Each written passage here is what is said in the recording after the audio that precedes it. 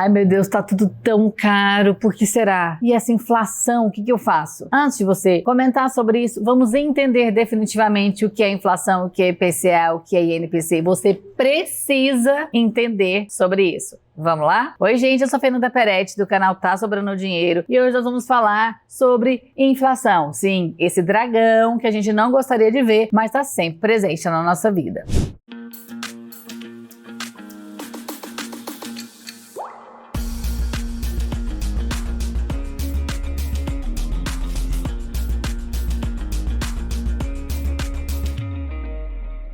Bom, gente, eu já fiz um vídeo sobre IPCA, vou deixar linkadinho aqui, é bom vocês assistirem, é porque aqui eu vou dar um foco diferente para esse vídeo, apesar de dar uma introduçãozinha do que se trata esse índice IPCA. IPCA significa Índice de Preços ao Consumidor Amplo. E por que é amplo? Porque pega uma maior quantidade de pessoas na hora de fazer esse índice, que são pessoas que ganham entre 1 e 40 salários mínimos, tá? Então, abrange uma grande parte da população. Então, o IBGE faz uma pesquisa de preços em 13 áreas urbanas do Brasil aproximadamente e levanta 430 mil preços em 30 mil lugares diferentes, né? Em estabelecimentos diferentes. E isso é mensalmente. Então, em fevereiro de 2022, ele foi lá, fez a pesquisa de preço de todos os produtos envolvidos nessa cesta. Se você quiser ver a relação dos produtos envolvidos, está aqui nesse site, mas eles levam em consideração produtos em várias áreas, em alimentação, moradia, vestuário, comunicação, saúde, educação, tá? Considera o básico da população e faz esse levantamento. Então, se em fevereiro estava um preço e em março estava outro, eles fazem essa comparação e dá uma média geral. Então, se na relação desses produtos houve um aumento de preço de alguns produtos e houve queda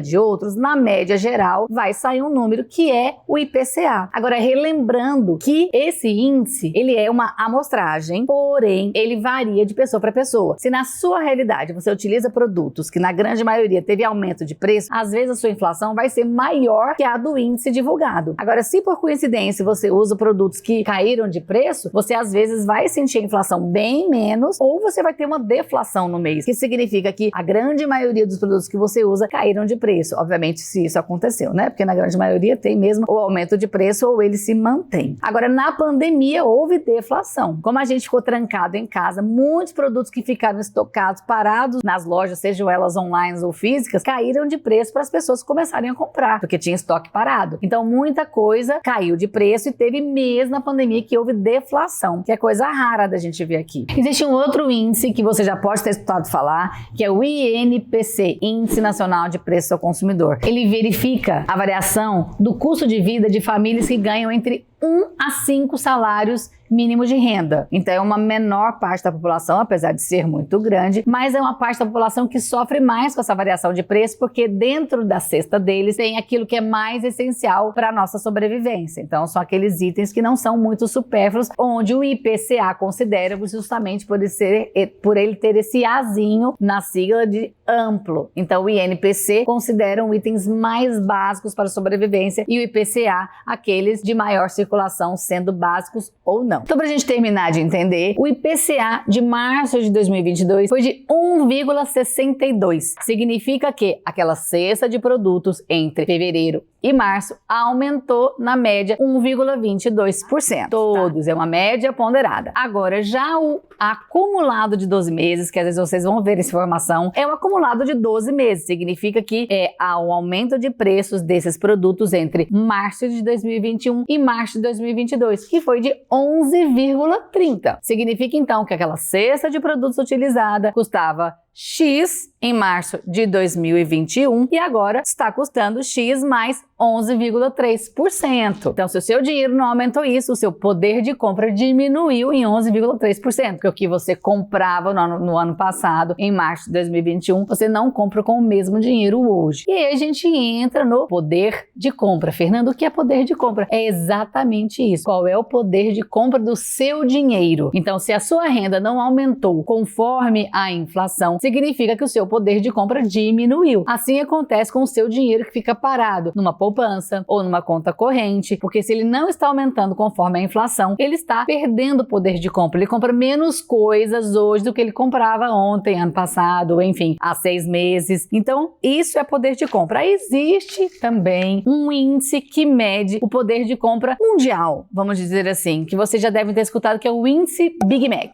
O jornal The Economist, numa época, há muito tempo, começou a fazer esse índice porque ele precisava comparar o poder de compra da população mundial. Mas como é que você compara culturas tão diferentes, com produtos tão diferentes, né, que são baseados em matérias-primas muito diferentes? Então não dava pra gente fazer uma comparação justa. Então o que ele achou? Um produto que é consumido na grande parte do mundo e que o seu processo de fabricação é muitíssimo parecido em todos os países, né? O Big Mac, ele tem um padrão, tanto de produtos como de forma de produzi-lo. Então ele achou que era algo mais justo. Porém, eu achei um probleminha ali, que obviamente já está sendo discutido, né? Eu não achei essas discussões, mas essa comparação é a seguinte: você vê quanto que custa o Big Mac em todos os países do mundo e faz essa comparação. Quando ele está custando em dólar mais caro do que o dos Estados Unidos, significa que a nossa moeda está desvalorizada e o contrário também acontece. Porém, na hora de você pegar o preço do Big Mac dos Estados Unidos, eles utilizam o preço do Big Mac sem o imposto. Porque se vocês não sabem, nos Estados Unidos, quando você olha o preço de uma mercadoria na gôndola, na internet, sei lá, ele é sem um imposto. E cada região dos Estados Unidos tem um imposto diferente. Mas se você utiliza o valor do preço do Big Mac aqui no Brasil para fazer esse índice, que é R$ 24,90, já com os impostos, eu acho que não fica justo você comparar com o preço do Big Mac lá de fora sem o imposto. No caso da Flórida, o imposto é de 7%. Então, de 5,85, o preço do Big Mac vai para 6,25. Então, eu fiz todas as contas possíveis ali para poder chegar nesse índice Big Mac, levando em consideração o preço do dólar hoje, que está baixo, né? 4,67, baixo para nossa realidade. Isso significa que a nossa moeda está desvalorizada em 14%. Fiz umas continhas lá que ensinaram a fazer para chegar nesse índice Big Mac. Então, a nossa moeda está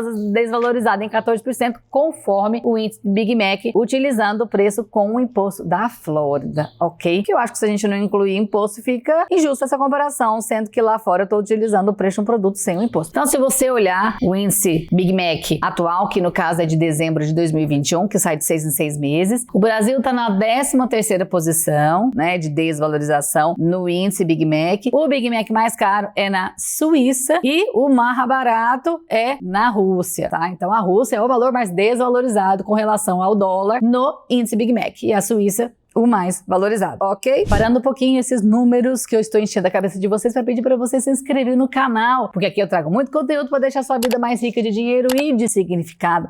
Aperta no dedão se tiver gostado desses números insanos que eu estou falando. Agora, se você já é inscrita, tá sempre por aqui, que bom te ver de novo. Agora, quem não se lembra da hiperinflação? Bom, se você nasceu em meados de 1980, você vai lembrar. Se você já é um pouco mais nova, nasceu nos anos 2000, aí você não se lembra. Mas eu não passei por isso utilizando dinheiro porque eu era uma criança, mas eu lembro daquela remarcação de preço insana, com aquela maquininha que ia a todo momento remarcando os preços no supermercado. Porque a inflação, ela era diária. Só para vocês terem uma noção, de 1980, que foi quando o IBGE começou a medir, né, o IPCA, quando ele começou a existir, a 1994, que foi o lançamento do Plano Real, que eu já vou explicar para vocês, esses 14 anos de diferença, a inflação no Brasil foi desse número aqui, nessa porcentagem que eu não sei nem ler. Era uma hiperinflação tão surreal que não dava para respirar. Quando você ganhava o seu salário, você tinha que fazer mercado, ou se você ganhava bastante, você tinha que comprar coisas, você tinha que imobilizar o seu dinheiro, coisa que hoje a gente não precisa fazer, graças a Deus. Então tinha gente que comprava carro, comprava casa, ia comprando coisa, porque se deixasse o dinheiro parado, amanhã ele já não valeria quase nada. Tanto é que na época tinha carro estocado nas fábricas que as pessoas compravam, mas não tinha para onde levar. Ficava imobilizando coisas para não perder o poder de compra. Então era surreal viver naquela época. Porém, em 1994, depois de várias tentativas e de uma nova moeda, nasceu o Plano Real, que foi uma tentativa com sucesso de controlar a inflação. Então, a partir daquele momento, $1 custava R$1, coisa que nunca nessa vida veremos novamente, né? Nunca diga nunca, mas é realmente bastante improvável que isso aconteça, para poder controlar a inflação. Porém, a gente continuou com uma inflação mas uma inflação controlada. Agora vamos ver como foi esse aumento de preço e quanto o nosso dinheiro desvalorizou de 94 até hoje. Existe um site do IPCA onde é disponibilizado para qualquer pessoa a calculadora do IPCA, que mostra para você quanto que um valor se desvalorizou num período determinado. Então, se você quer colocar R$1 lá, quanto que ele desvalorizou de 2001 a 2022? Você coloca lá R$1 de 2021, de 2001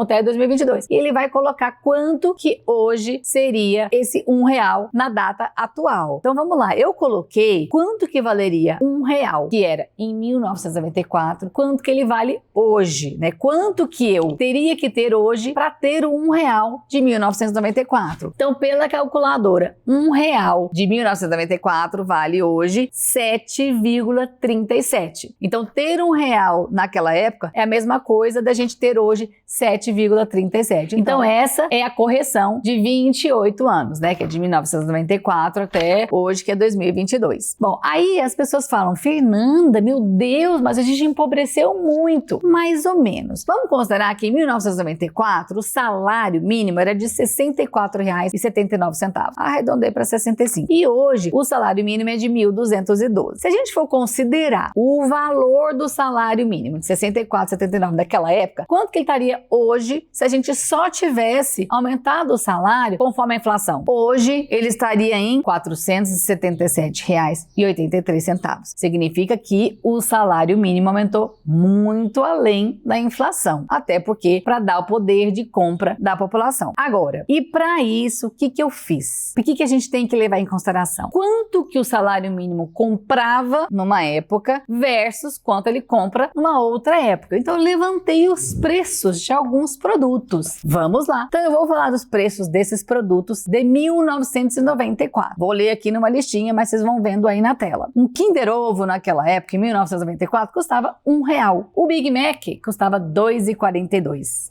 1 quilo de feijão, R$1. Um liquidificador Valita, que na época era uma revolução, não o liquidificador, tá, gente? Aquele lançamento que tinha tampa não sei o que, custava R$45. Um All Star, o mais básico de todos, custava R$22. Um filé mignon, né, o quilo, custava em torno de R$ 5,60 a R$10,30. Um detergente, que no caso, a minha pesquisa foi o detergente Minerva, custava 35 centavos. Uma farinha de trigo, no caso Dona Benta, que eu achei na internet, 38 centavos. Uma margarina Qualy, por favor, não coma margarina, que isso faz muito mal à saúde, custava R$1,09. Um pão de forma custava 98 centavos. O papel higiênico Neve, no caso, custava R$1,07. Açúcar União, 1 quilo, custava 58 centavos. E o frango, que na época ficou muito famoso, o quilo do frango custava em média R$1 também. Aí depois, o que eu fiz? Eu coloquei o quanto deveria custar esse produto se ele tivesse aumentado só para a inflação, coisa que é irreal, né? Porque a gente sabe que algumas coisas aumentaram mais, outras coisas aumentaram menos, algumas coisas ficaram mais baratas, né? Muito menos. Mas essa variação de preço, ela não é fiel a produtos específicos. Mas eu fiz essa comparação só para vocês entenderem. Então vamos lá. O Kinder Ovo deveria custar hoje, se ele tivesse aumentado só mediante a inflação, R$ 7,37, porém ele custa o quê? 10ão, né? Kinder Ovo agora, aquele ovinho mais fino do planeta, com os brinquedinhos mais vagabundinhos do mundo, custa R$10. O Big Mac deveria custar R$17,83, porém custa R$24,90. O feijão, R$7,37 e está custando R$7,19. Significa que ele vem aumentando conforme a inflação. Mas, gente, isso, lógico, varia muito do ano, da safra, do preço dos produtos, da matéria-prima. Então, isso aqui é só uma comparação que não é muito verdadeira, mas só para vocês terem uma noção do que acompanhou ou não a inflação. O liquidificador Valita, ele deveria custar em torno de 331, mas custa hoje em média 109. Mas esse liquidificador, ele é meio complicado de comparar, porque na época do lançamento, né, as peças deviam ser mais caras, tinham modelos mais baratos, mas eu achei esse de 45, então eu não posso afirmar. Então esse liquidificador ficou uma comparação meio peba. Agora, o All Star, gente, deveria custar hoje R$162 e custa duzentão, tá? O mais basicão de todos. O filé mignon deveria custar uns R$58 mais ou menos e custa R$100 o quilo do filé mignon. Eita, vaquinhas caras, né? O detergente, ele deveria custar hoje R$2,58, porém ele custa em média uns R$2. Se você for em promoção, você consegue comprar a R$1,30 e pouco, que é o que eu pago. Então eu achei que o detergente, apesar de ter aumentado muito, né, porque de 38 para R$1,38 mais do que dobrou, ele não acompanhou a alta da inflação nesse período. A farinha de trigo, que custava 38 centavos, deveria custar R$2,80 e já está custando R$6,79. Isso porque eu já fiz um vídeo explicando a farinha de trigo, né? O trigo que é exportado da Ucrânia, que infelizmente estamos em guerra ainda, aumentou de preço porque ela é uma das maiores produtoras. Então, por isso que eu expliquei para vocês. Não dá para comparar pura e simplesmente, mas é uma forma da gente explicar que a variação ela pode ser bem específica, né? E é. Então, nesse caso da farinha de trigo, dá para entender por que ela tá tão mais alta hoje se comparada à inflação. A margarina, repetindo, não consuma margarina, que é mais barato que manteiga, mas também faz muito mal à saúde. Deveria custar hoje R$8 e está custando R$7,59. É um produto tão ruim que até barateou. O pão de forma custava 98 centavos, hoje custa R$6,70 e deveria custar, conforme a inflação, R$7,22. Então o pãozinho tá ali ainda conforme a inflação. O papel higiênico custava R$1, né? Quase. Deveria custar R$7,88 e está custando R$8,89. Esse está custando é obviamente a minha pesquisa. Pode variar muito na sua cidade, pode variar no supermercado, pode ter o dia do desconto. Então é só uma comparação a título de curiosidade. A açúcar, que custava 58 centavos, deveria custar R$4,27, está custando R$4,80. Tá pau a pau com a inflação. E o frango, que custava em torno de R$1, deveria estar custando hoje em torno de 7 e pouco, está R$17,18. Bom, agora, gente, nós temos que entender o seguinte. Existia uma época em que a inflação estava controlada. Em 2008, mais ou menos, a gente teve um boom da inflação, por N motivos que eu não vou entrar no mérito. Aí eu fiz uma comparação do seguinte: quanto que o salário da época comprava de produtos e quanto ele compra agora, para a gente saber se aumentou o salário e como ficou o poder de compra. Lembra que eu comentei com vocês? Então vamos lá, vou falar desses produtos. O Kinder Ovo, na época, em 1994, eu comprava 45 unidades. Hoje, por mais que o preço tenha subido muito, eu consigo, com o salário mínimo, comprar 121 Kinder Ovos. Então a gente aumentou o poder de compra, né? Lembra que eu falei que o salário subiu muito mais acima da inflação? O Big Mac eu comprava 26. Hoje eu compro 48. O feijão eu comprava 45 quilos. Hoje eu compro 188 quilos, né? Com o valor do salário mínimo. Ó, que eu tenho os de 4 anos. Eu tenho de 1994, 2000, 2008 e 2022. O detergente. Eu comprava 185 unidades em 1994. Em 2000, eu já comprava 397. Em 2008, 518. E agora eu